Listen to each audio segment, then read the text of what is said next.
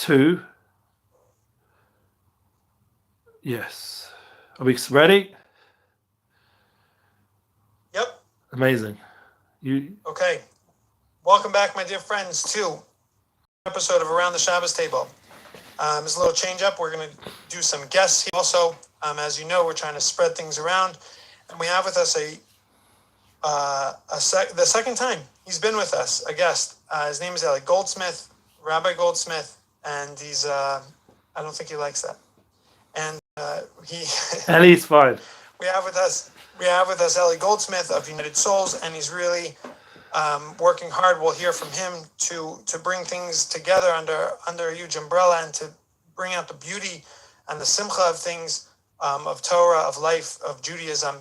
And we're very, very lucky to have him here, and I'm happy to be able to continue this conversation with him from last time. And if you don't know who he is, he will tell us, but you can find him. He's co-hosting right now. One of his major things is that he co-hosts Breslov Israel and Breslov English. You can find Israel English is both correct. Yeah.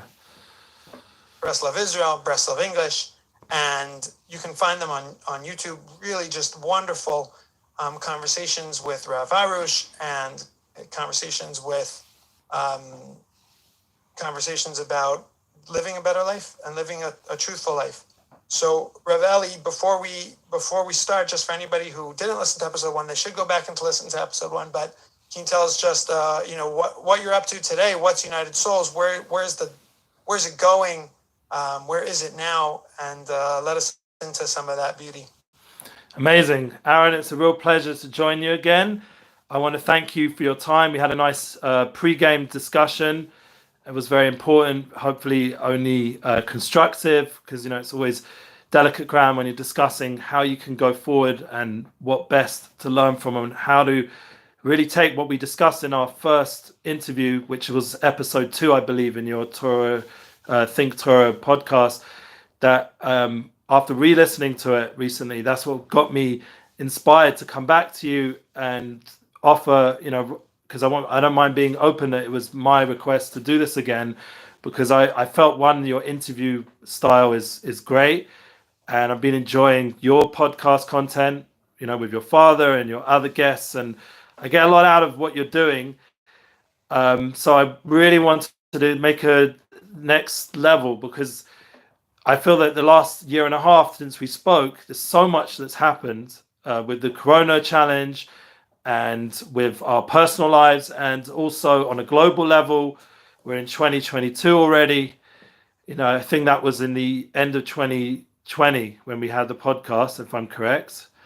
Right. Since then, a massive. Still thought Corona was going to finish in a month.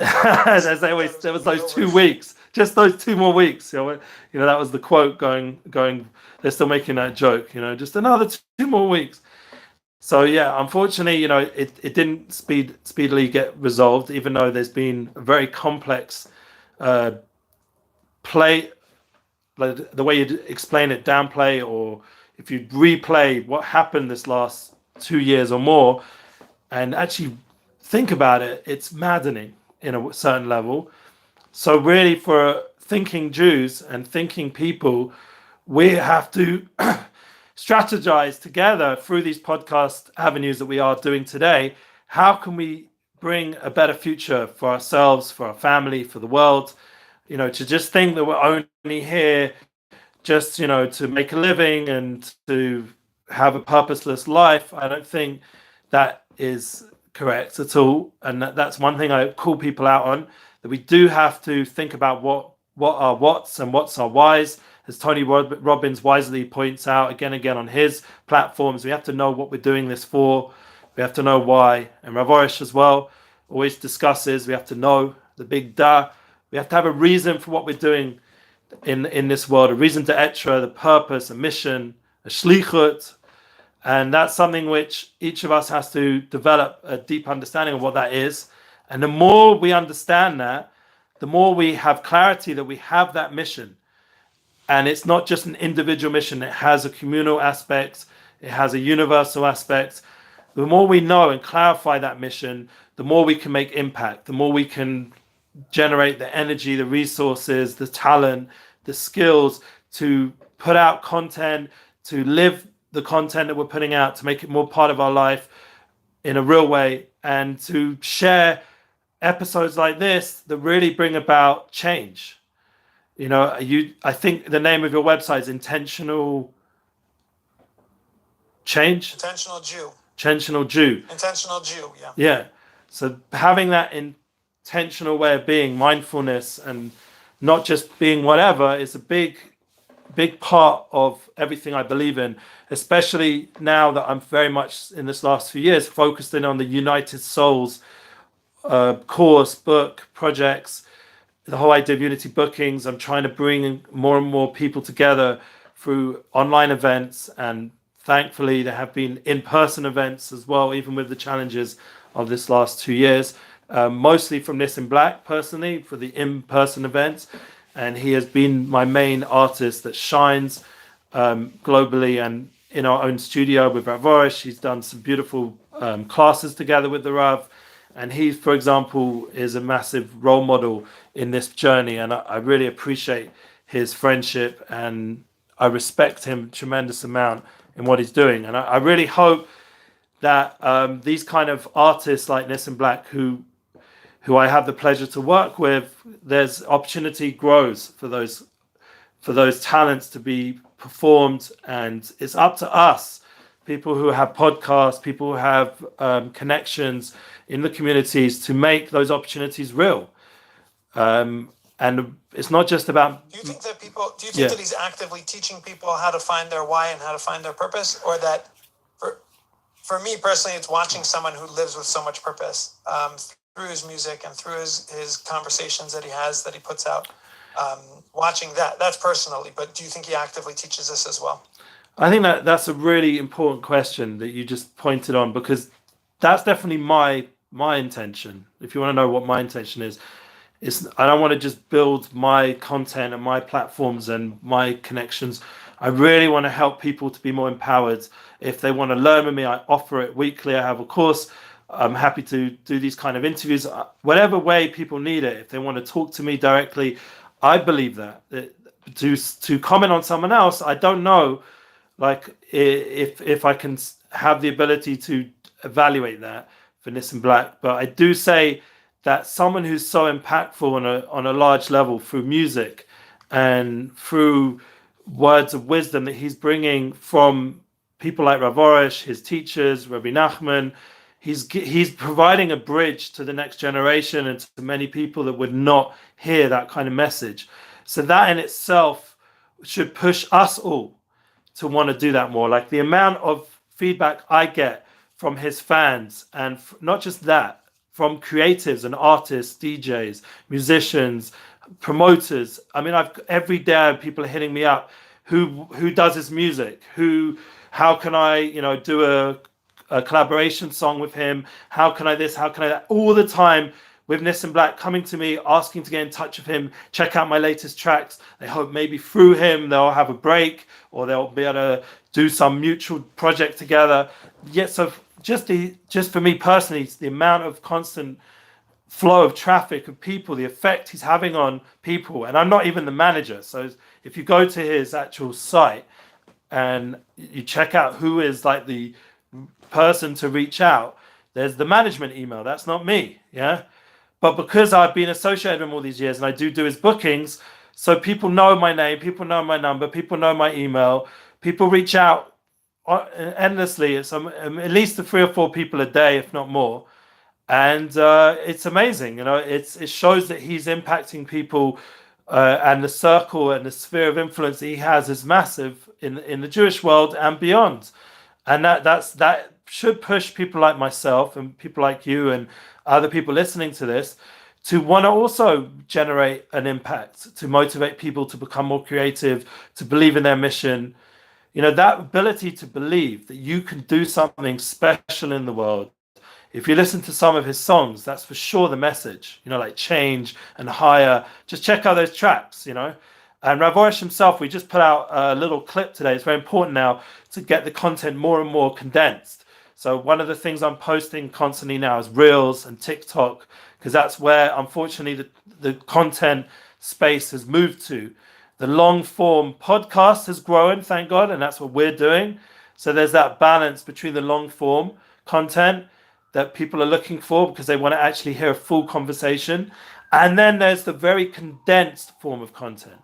I think the in between is not so popular right now. It's not trending so much of how it used to be. 5-10 minute 50-minute content is not really what people are interested in. They're looking for that very short burst of information. So I put out a reel today from Rav Orish's office, and it was based an edited version of one of his larger speeches of a clip. And Rav Orish himself is aware of this. We once had on our podcast, Emuna class with Rav Orish, we had Meir K. And Meir K was very clear to point out to the Rav how important those 1-minute clips are. And the Rav himself showed his awareness that he's doing that. So he's managed to bring very long classes into very short statements, and that is impactful, and he's aware of that power. And the reel that I put out today was all about believing in yourself, and that is the key to Emuna or any of the Torah hashkafas that we learn. If you don't have belief in yourself, it's not going to really be true Emuna. It's not going to really work. I mentioned this at my Shabbos table. Just this Shabbos had a few guests, special guests, thank God. And someone from one of the yeshivas mentioned this Sidkat Tzedek. Yeah, I think it's from Rav Sodek. Rav Sodek HaKohen brings down this concept of believing in yourself. So he mentioned that. Yeah, and we just had the Parsha not so long ago, and we got Zayin Adar coming up next week. It's already today is Rosh Chodesh Adar, so we have in the Ruchnius world a connection to the idea of Moshe Rabbeinu. Funny enough, my soulmate's birthday is on Zayin Adar as well, and her name is Masha, which is similar to Moshe.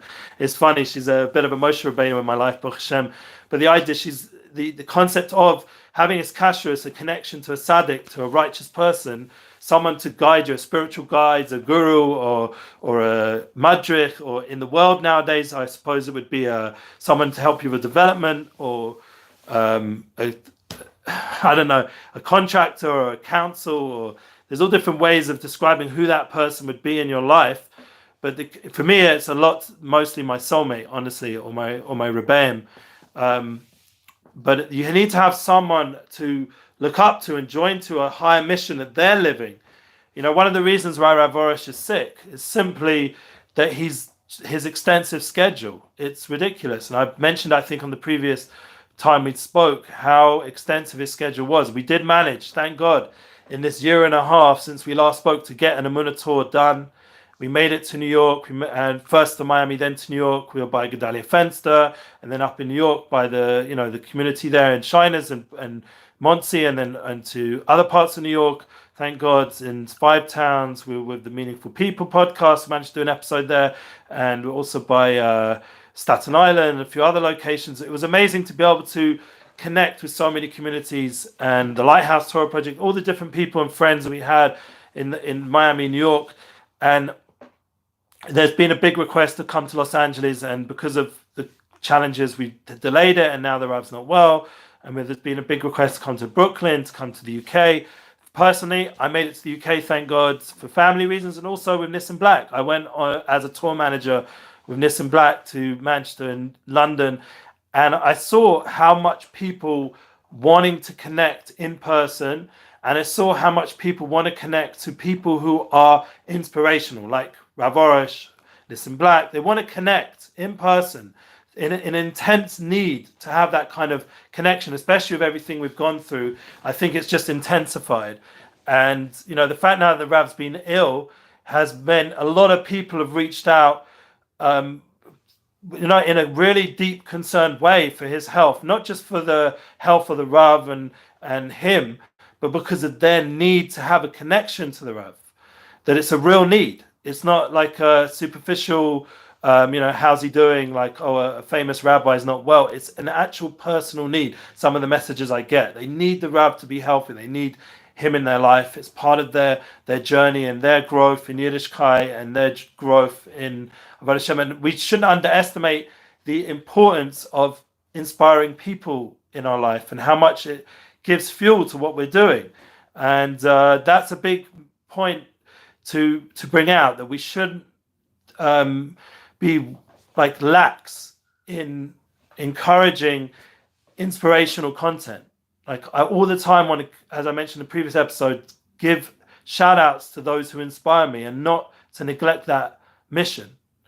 I would say the same thing in with the non-Jewish content, which I'd like to discuss, in terms of podcasts out there, this big, massive industry now, the podcast world, and all the controversy that's been going on because it's provided a more less filtered form of media than we'd get through news channels or other methodologies. Right. It's a very open space up until recently, and hopefully we pray that it will stay open. And it shouldn't have. So I really wanted to clock back for a second, just to ask you to sort of send it in this direction. That you mentioned that we're watching this very funny thing now. That either it's very short, quick, entertainment pieces that we're looking for, even when we're looking for inspiration, or it's like super long, longer than 45-minute podcast episodes that people can put on, and we see that go, and we're trying to strike the balance in terms of content, but. Why do you think people, from your vantage point and from creating content, why do you think people are interested in, and there's a bikush for so much long form content? It just keeps on being produced and being popular. Why do you think that people are drawn towards that? Yeah, so I think. And what is it? Maybe it's not the form, but.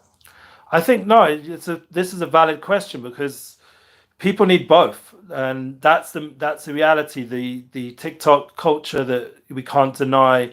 If you check out Gary Vee, how much he's pushing people to head towards TikTok now, that makes us have to think: how do we condense our videos? How do we condense the key moments? And how do we develop content that's impactful enough for that momentary blast to compete with the kind of.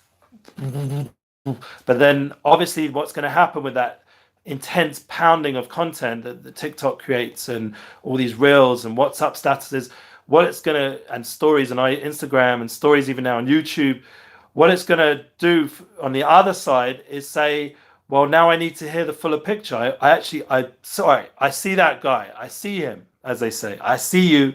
Yeah, I see that person. But now I want to actually get to know them.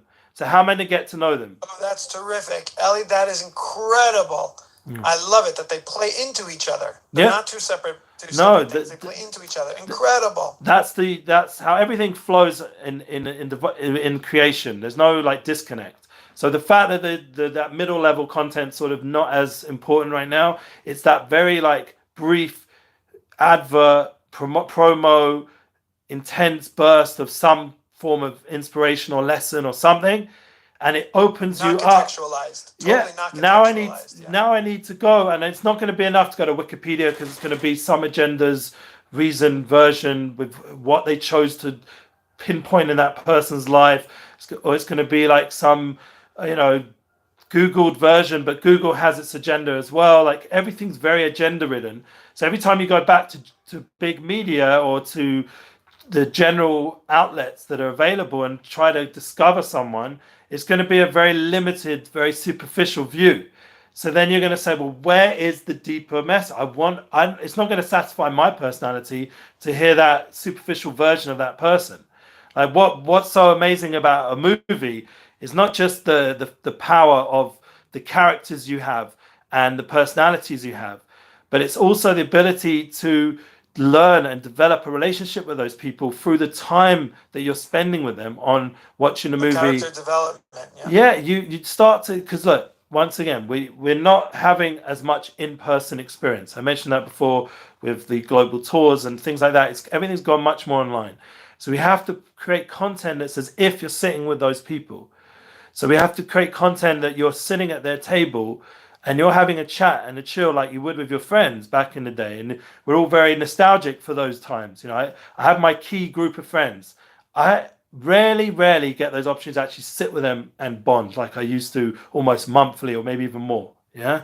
It just doesn't happen. Why? Because, and even if there's no restrictions to that kind of setup right now, but say internationally, they're no longer like as it's accessible, their countries, or it's complicated to get there, or the way life is now, everything's more quick and fast and people have less time, or they're just struggling with their relationship with their spouse, so they need to invest more time on that, or on their children. The struggles that we're going through take away less social experiences, in my opinion, for whatever reason, however you want to explain why, but that's what's happening.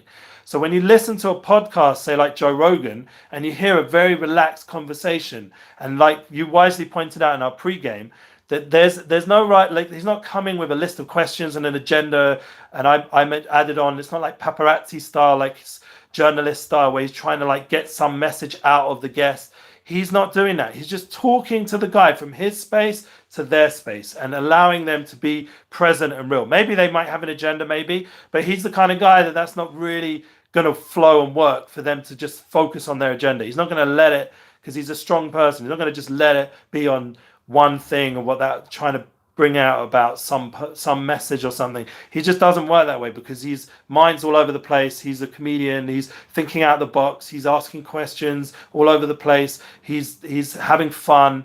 He is playful.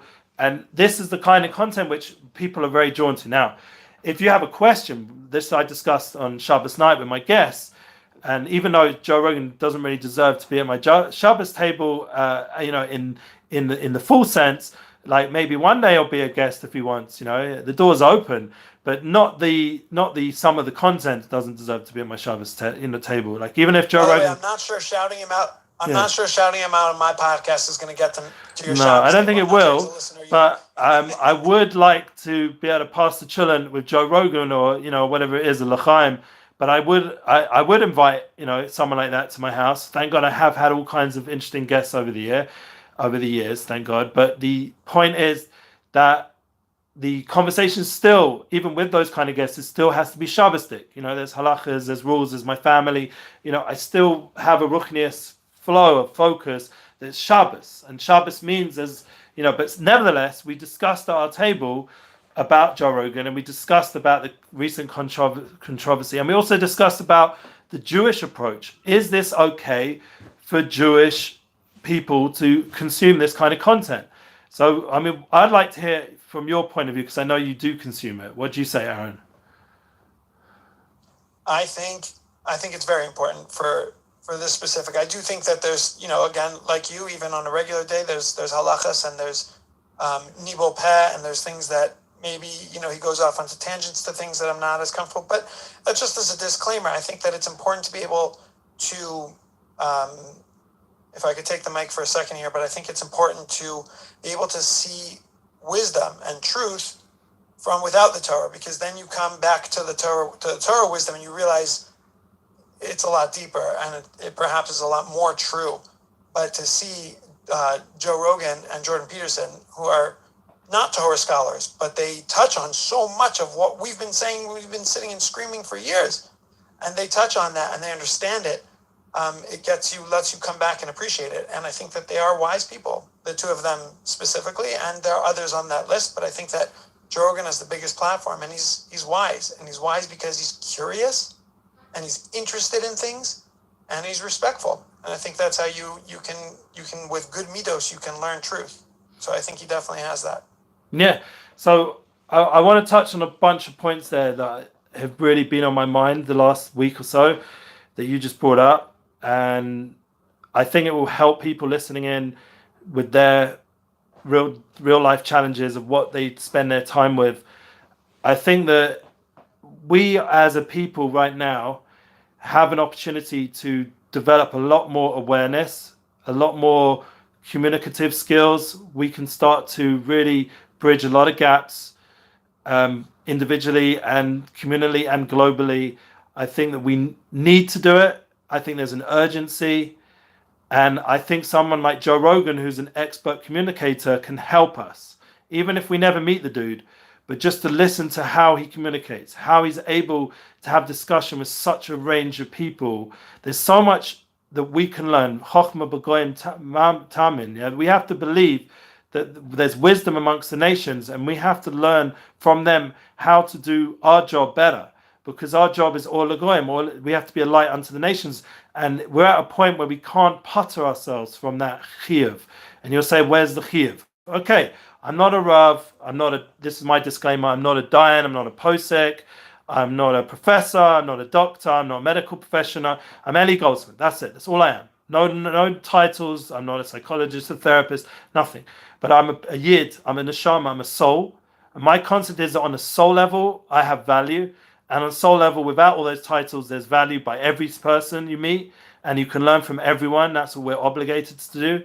A chochem, a wise person who's able to learn from everyone.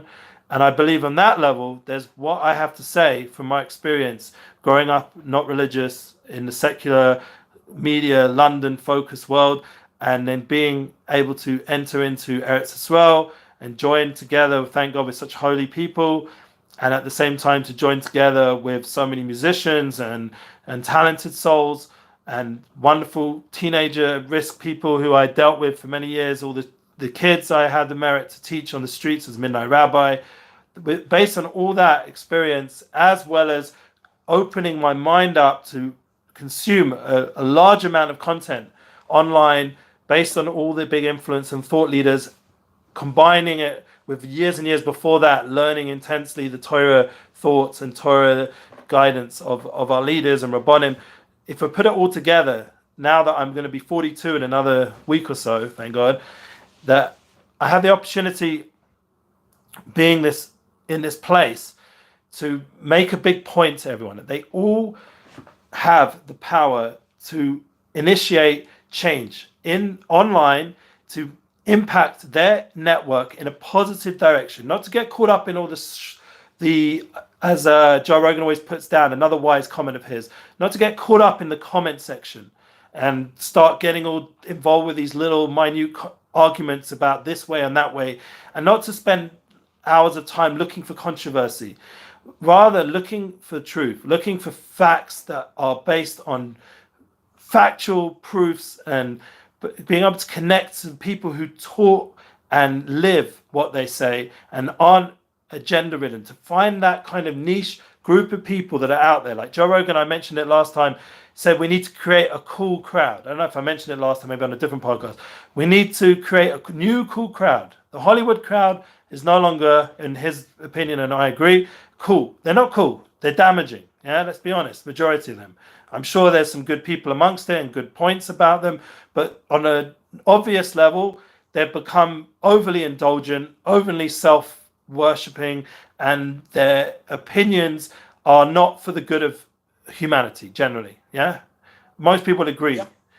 I don't like to create disunity or make any thing. I'm sure there's some amazing people amongst Hollywood that are trying to make the best of it, but it's an obvious culture that's become decadent. There's something wrong about it. Yeah, the divorce rate is just an example. Yeah, an obvious example. Yeah, to be able to have people that are loyal to their spouse, to have people that are loyal to values, are loyal to truth, loyal to meaningful content, meaningful lives, meaningful focus. This needs to be the cool crowd. This is the kind of content that needs to be popularized. And the reason is, it's not just for me, and I think I mentioned this previously, but it needs to be also for the new generation. How are they going to connect into content that's going to inspire them to be loyal to their spouse, to inspire them to live for values, to have purpose, to know their what and why, what they're doing here?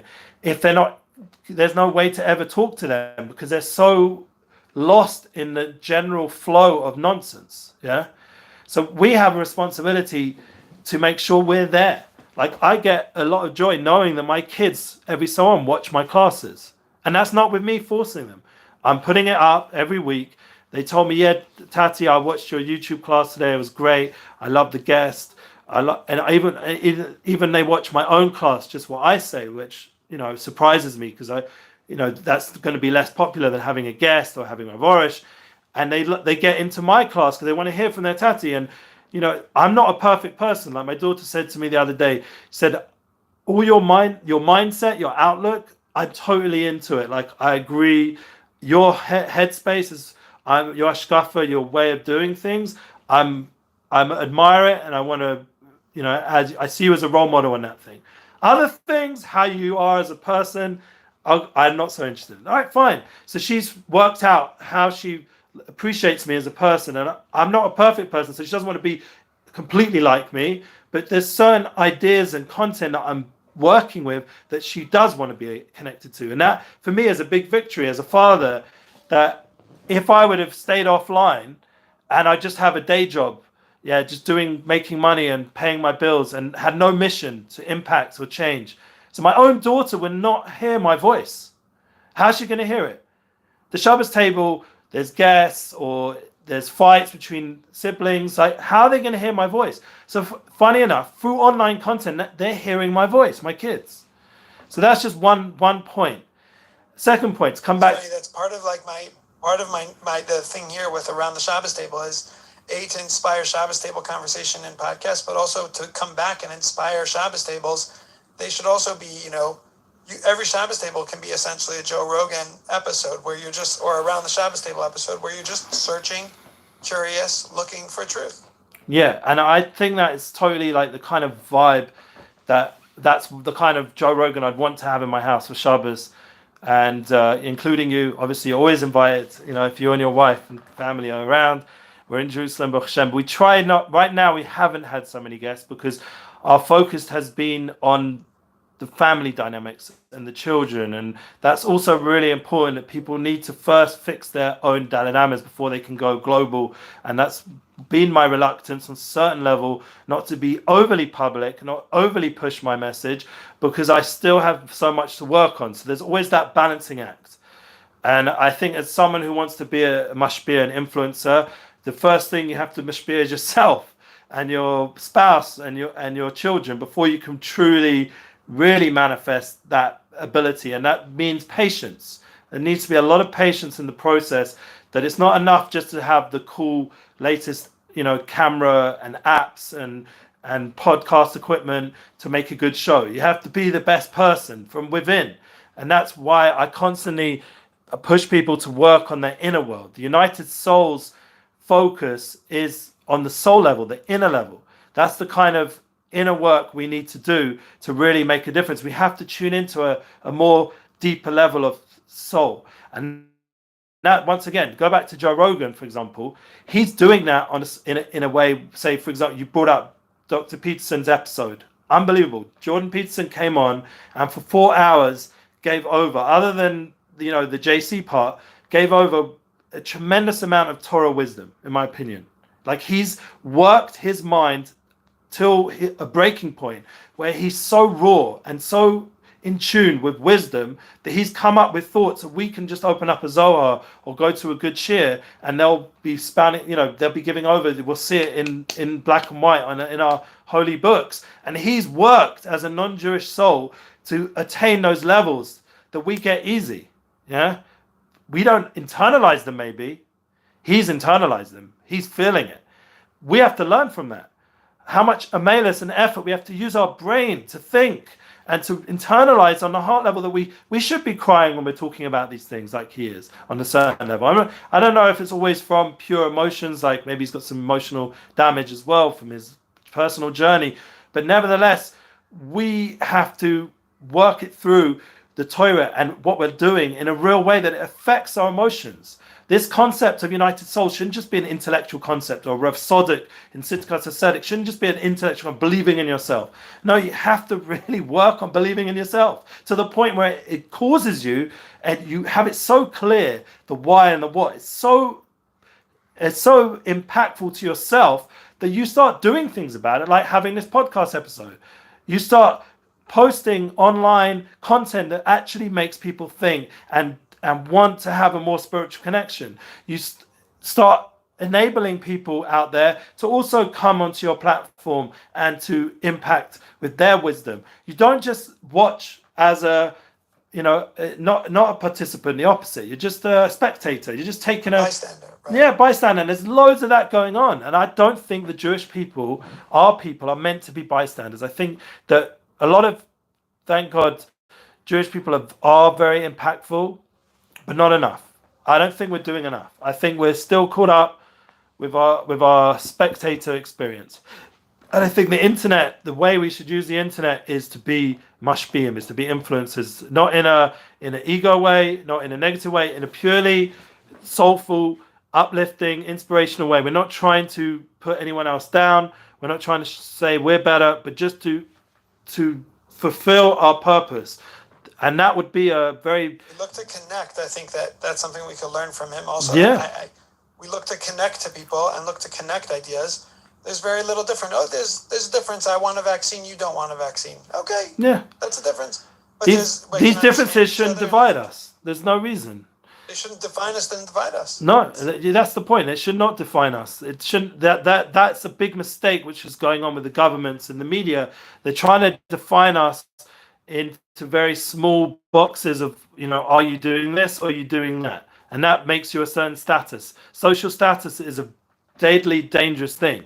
And we should not allow the government, we should not give them power, or any of these so-called people that want our good, which they don't. We should not give them power to make these kind of decisions. We should have freedom of movement, freedom of speech, and we should be free to be our full selves. And we cannot allow the people in power to take that away. They should, if they've been put in power, they're there to serve the people, not to serve themselves. And if they're serving themselves overly, we need to vote them out of power and stop, fiddling around with that. Yeah. Right. Also, when it comes to unified and everyone, I think it's very interesting that we talk about a lot.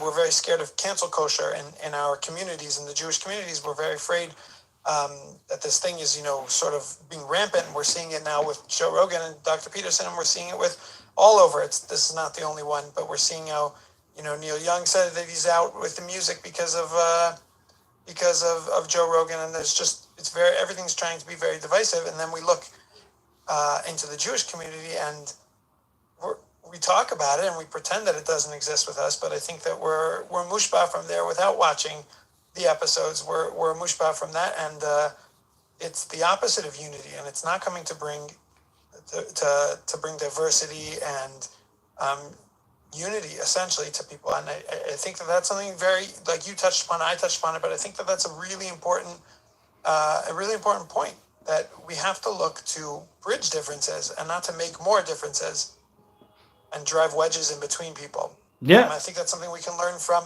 him, and a lot of big podcasters and a lot of just the podcasting world brings it up because it's long form, as you mentioned, and it's gives that vulnerable kind of place to live in. I think that we can learn from that, and we need to create that. Yeah, I mean, I was very hurt personally when I saw Brene Brown as seemingly come out against certain podcasts.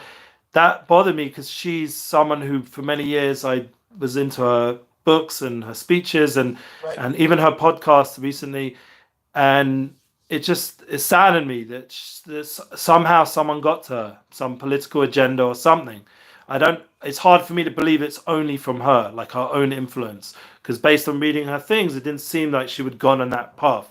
So I just feel like a lot of people are no longer able to be totally sincere and authentic and open-minded so they can unify with others. So that made me not so much personally upset with Brene Brown. I'm sure she'll be okay. Hashem will help her. But and for sure, I'm praying for Joe Rogan's podcast. Would you believe? I'm praying for it, that it should not get closed down or shut down, or even if episodes deleted. Yeah, because we need this kind of content available. We need the messages of truth, of facts, to be available, and stop this whole misinformation focus. It's not about, it's no such thing as misinformation if you're able to communicate properly. So as long as the paths of communication are still available, then you can very quickly clarify misinformation. It's just a matter of communicating. Yeah. So we need to keep the process of communication much more developed, much more unified. And that's what comes back to my United Souls. I'm putting out on a weekly or bi-weekly level on Substack. Is that the name? The Substack is the platform. And I'm putting out there Eli Goldsmith Substack. It's a new flow letter every 2 weeks with extracts from my United Souls book. And because I didn't find the right editor, I didn't find the flow that the book was just going to go out and be published in its complete form yet. It just didn't happen. So maybe I need more time to develop it, but I have the book. And the point is, I want extracts. I want little concepts week by week or every 2 weeks to get those concepts of unity, of united soul, of connection online, that people can read it. There are going to be videos there for my weekly content as well, maybe some pictures and links how to connect, more in terms of you can share the content, you can message me directly. I want to be available. I've even put my phone number, I think, there, so you can WhatsApp me directly. I'm available. Like, I'm obviously, there's boundaries. I have to be with my family. I put my phone on airplane mode. In fact, 3 phones, I put them in airplane mode. I have to sometimes, have my boundaries as well. But the point is that on a daily level, I do get hit up a lot. And I want to do that because on an intentional level, I want to create the realm of communication. We have to be able to communicate. If we're not communicating, then we're not going to be able to get past all these obstacles. Like, I'm sure you put Brene Brown on Joe Rogan show, she won't be against him anymore. It's just a matter of having a conversation. Yeah. Most of these people, just put them together, let them talk. And a lot of this, like, behind the scenes Twitter negative energy that's going on, right, is because they're not communicating. They're all doing it from their high positions in different places, or even in their low positions if they're a more humble kind of person, but they're not bridging. And that is a lack of connection. That we have to understand. The internet is a tool. We're not the tool of the internet. The internet doesn't own us. So we have to intentionally start to impact the internet. I have a community I'm part of with a famous internet person called Jeff Pulver. And he's one of the people who's encouraged my course, United Souls, and please God, we'll restart it again, the actual course in March, I'm hoping. And the goal is to constantly educate people about tools of the internet, tools of communication, tools of inspiration and creativity. He has some of his own passions, which, I don't 100% connect with, but still there's a lot of good stuff there, good people there. And it's amazing in that little community that he's created. I've learned so much from different kinds of people, and very much tailored my message that it shouldn't be a religious message or any agenda message. Just be about connecting with people and learning from them, and they learn from me. And there's a lot of development, and it's amazing. And this gives me hope that the internet can be used in that way, in a constructive way. There was recently he made a big summit. And on this summit was all talking about Web3 and where the internet, where technology is going to be, with the metaverse. And we have to know what's happening. And this is one of the other points I want to point out that I mentioned at my Shabbos table, and it connects to Jeff Rogan as a good opportunity to break this. The film world has become way too naive. We're not tuned in enough of current events that are relevant to us. We have to know what is going on technologically. We can't avoid it anymore. It's impacting our life. It cannot be ignored. We have to know how to use it correctly. We cannot ignore the tremendous pull towards desires that is present in our generation. We have to take it on head on, know how to use those desires, those pulls, those emotional and physical needs in a healthy, channeled way. All these kind of things we have to figure out in a proactive way and not become reactive, not after the fact. We look at Chila Ariba, as the Lubavitcher Rebbe said. We need to know how to deal with the world. And the Lubavitcher Rebbe was always ahead of the game. He was already busy with the radio and TV way before all the other communities. And Chabad itself was busy with the internet way before a lot of our communities woke up. And there's a certain look at Chila Ariba. We have to go into it, asay tov, and get involved in doing good and impacting that, all those different levels of platforms and challenges, and be involved in a proactive way rather than after the fact. Like, I went to yeshiva, and I'm happy to help this yeshiva, Fish Yeshiva, and I might be doing a program there now, like reawakening the Midnight Rabbi. Yeah, it's Mishaniknas Adamon B'Simcha, will create some positive programs and do some positive things, like back in the day when I was in Jake and Netza, all these yeshivas, to go into that program. And there's a large majority of the guys who are not engaged in the program, unfortunately, and they need help. And that means to come up with alternative ways to talk to them. And Rav Fisher himself, the Rosh Yeshiva, said to me that we need to use all the tools that are available nowadays for our children, for our youth, we can't restrict ourselves. We can't limit ourselves because of previous chumras and previous, Yiras Shamayim reasons. We have to bring the Yiras Shamayim into all the tools, into all the available methodologies to help the youth right now and figure out what is going to engage them in a program that makes their life more meaningful, more fulfilled. And that's something which takes energy and passion and open-mindedness, and to once again to know what our mission is, know what our purpose is, know we're here, that we're not here to just be a spectator of all these developments and ignore it, ignore the internet, ignore the technological things, ignore the struggles the kids are going through.